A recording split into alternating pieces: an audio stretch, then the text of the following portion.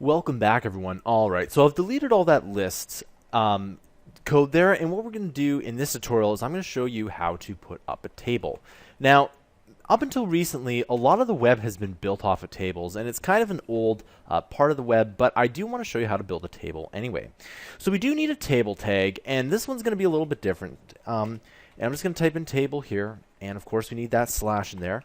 And what we need to do is we actually need to type in something called border equals, and then of two quotes, of course, 1. Okay, and the reason why we need that little border there is because otherwise it's not going to look like anything. So there are two things that we need to look at here. So the first thing is going to be table row, right, and then slash table row.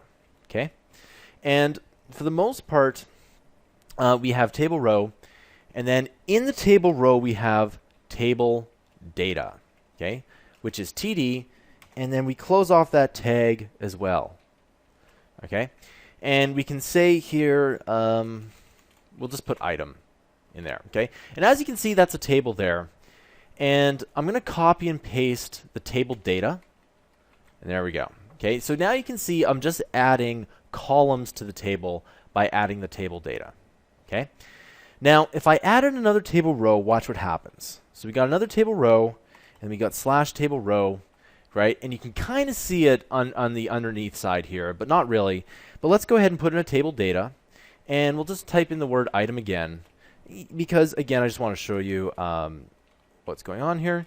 And then we got TD here, and you'll notice that since there's only one table data here, so one column, the rest of these columns are blank.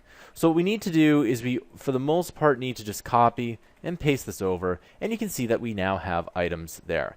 Now you can copy and paste this as many times as you want. So I'm just gonna do that actually.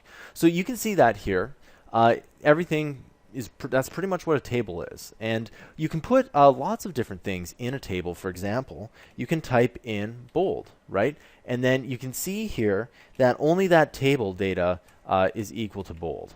Okay, it's pretty simple. And then we got the item here. That's pretty much what it is. You can format these. You can put pictures in them. You can put links in them. You can do pretty much whatever you want here. Okay. The only other thing that you can do here is I'm just going to go ahead and just type an item. Is you can actually add in something called a table header. Okay. And I'm just going to say item, and then I'm going to close off the table header. Okay. And for the most part, you can see that that is within this row, but watch what happens when we take it and put it outside the row. It ends up being its own little item here. So one thing you can do with table headers is, if you just look at this here, we have 1, 2, 3, 4, 5 columns, and we have 5 table items like this, okay? And you'll notice that here we had to put the table data like this, and there we go. We have all 5 items here within the table row, but the table header, you don't necessarily need to do that. And by default here, the table item is bold. Now, what would happen if we put in an H1 here, okay? Guess what? It would actually be a header 1. You can actually put in the header 1 tag within a table too, right? You can put in a lot of the tags here. And in fact, I would like you to go and just experiment with this, because one of the things that if you want to be a good programmer, you need to go experiment a lot. And when I mean a lot, I mean quite a bit, because a lot of the best programmers, they experiment quite a bit, and then they prototype quite a bit as well. All right? And so that's how you add in a table. You can add in other items too, other style points, and I highly recommend you just try. There's actually a lot of stuff that I've taught you which you can just go ahead and add in, because HTML is, again, a really easy programming language to work with, and just go ahead and try. I'll see you guys in the next tutorial.